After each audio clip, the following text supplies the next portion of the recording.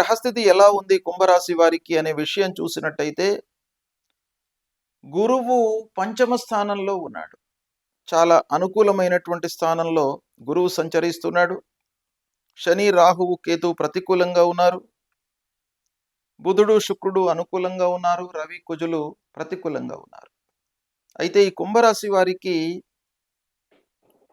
ద్వాదశ స్థానంలో చాతుర్గ్రహ కూటము సంభవిస్తుంది. ఇది 17వ తారీఖు నుండి 31వ తారీఖు వరకు ఉంది.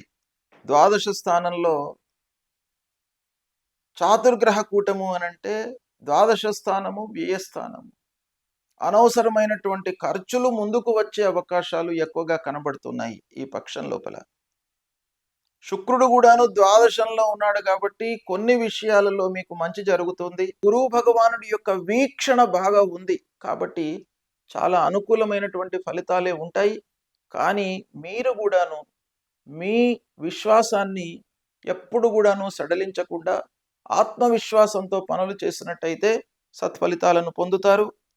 శనీశ్వరుడు నిమిత్తమై మీరు జపం చేసుకోండి. నవగ్రహ దేవాలయానికి వెళ్ళండి. శివార్చన చేయండి. ప్రత్యేకంగా ఈ పక్షం లోపల